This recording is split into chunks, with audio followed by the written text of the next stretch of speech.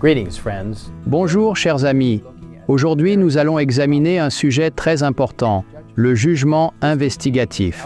Cette doctrine est expliquée dans les Écritures et particulièrement dans les livres de Daniel et de l'Apocalypse. Le prophète Daniel décrit l'ouverture de la scène du jugement dans Daniel 7, 9, 10 où nous lisons « Je regardais pendant que l'on plaçait des trônes et l'Ancien des jours s'assit. Son vêtement était blanc comme la neige, et les cheveux de sa tête étaient comme de la laine pure. Son trône était comme des flammes de feu, et les roues comme un feu ardent. Un fleuve de feu coulait et sortait de devant lui. 1000 milliers le servaient, et 10 000 millions se tenaient en sa présence. Les juges s'assirent, et les livres furent ouverts. Daniel continue la description de cette incroyable scène dans les versets 13 et 14. Je regardais pendant mes visions nocturnes, et voici, sur les nuées des cieux, arriva quelqu'un de semblable à un fils de l'homme. Il s'avança vers l'Ancien des jours, et on le fit approcher de lui. On lui donna la domination, la gloire et le règne, et tous les peuples, les nations et les hommes de toute langue le servirent.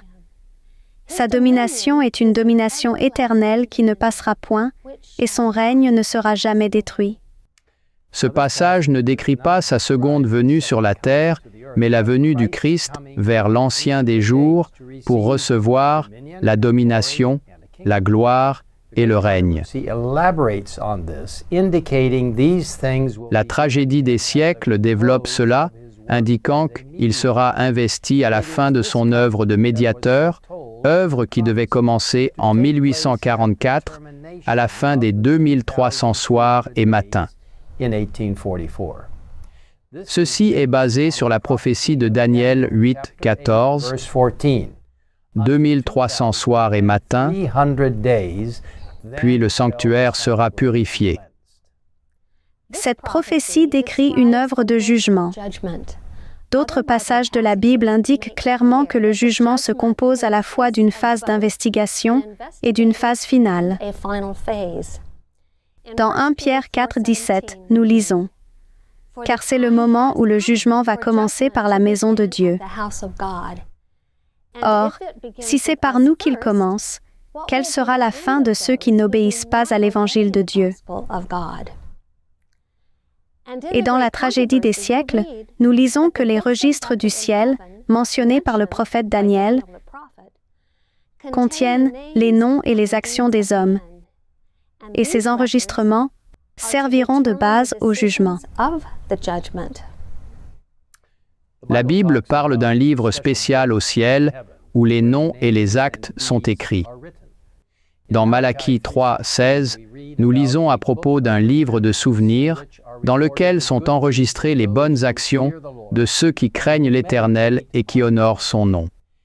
Le fidèle Néhémie a dit « Souviens-toi de moi, ô mon Dieu, à cause de cela, et n'oublie pas mes actes de piété à l'égard de la maison de mon Dieu. » Dans le Nouveau Testament, Jésus a dit à ses disciples « Réjouissez-vous de ce que vos noms sont écrits dans les cieux. » L'apôtre Paul parle de ses fidèles collaborateurs. Les noms sont dans le livre de vie. En regardant vers un temps de détresse tel qu'il n'y en a jamais eu, le prophète Daniel déclare que le peuple de Dieu sera délivré. Ceux de ton peuple qui seront trouvés inscrits dans le livre. Et en Apocalypse 21, 27, nous lisons que seuls ceux dont les noms sont écrits dans le livre de vie de l'agneau entreront dans la nouvelle Jérusalem. Dans la tragédie des siècles, nous lisons cette déclaration encourageante. Tous les actes de justice sont immortalisés dans le livre de Dieu. Toute tentation repoussée, toute mauvaise action surmontée, toute parole douce et compatissante s'y trouve soigneusement enregistrée. On y voit aussi le récit de toutes les souffrances, de toutes les peines, de tous les sacrifices endurés pour l'amour de Jésus. Bien sûr, ce n'est que par la grâce et la puissance de Dieu que nous pouvons accomplir ces choses positives. Alors qu'il y a un livre de souvenirs, on nous dit qu'il y a aussi un registre où les péchés commis sont consignés. Les Écritures nous disent « Car Dieu amènera toute œuvre en jugement au sujet de tout ce qui est caché, soit bien, soit mal. » Confirmant cela, Jésus a dit « Je vous le dis, au jour du jugement, les hommes rendront compte de toute parole vaine qu'ils auront proférée.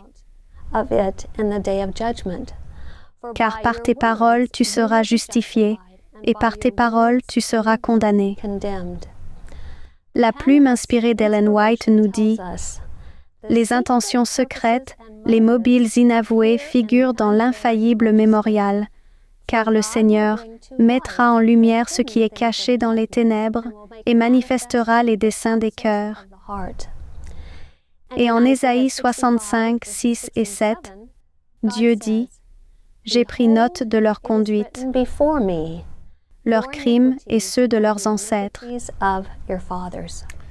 En considérant la réalité du jugement, il peut être tentant de s'écrier « Qui peut donc être sauvé ?» parce que nous savons que tous ont péché et sont privés de la gloire de Dieu.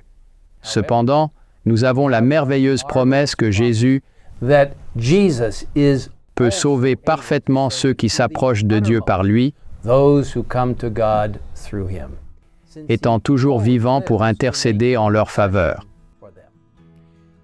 Dans notre prochaine vidéo, nous découvrirons pourquoi le jugement est en effet une merveilleuse nouvelle et pourquoi nous n'avons pas à avoir peur. Je vous invite à me rejoindre à nouveau pour ce message encourageant. Alors que notre temps ensemble s'achève, prions pour terminer. Père Céleste, nous te remercions de pouvoir te prier en groupe et de ce que tu connais les besoins les plus personnels de chacun de nous, individuellement. Quel privilège d'être ensemble dans ce merveilleux mouvement adventiste et de savoir que tu nous guides et que lorsque nous devrons faire face au bilan de notre vie à la fin des temps, nous pouvons être assurés d'avoir une place auprès de toi si nous nous plaçons entièrement entre tes mains, si nous nous appuyons sur toi chaque jour, acceptons ta justice, ta justification et ta sanctification. Seigneur, guide chacun de nous maintenant. Encourage-nous alors que nous nous efforçons d'aider les autres à avoir l'espoir en Jésus et en son prochain retour. Au nom du Christ, nous te le demandons. Amen. Amen.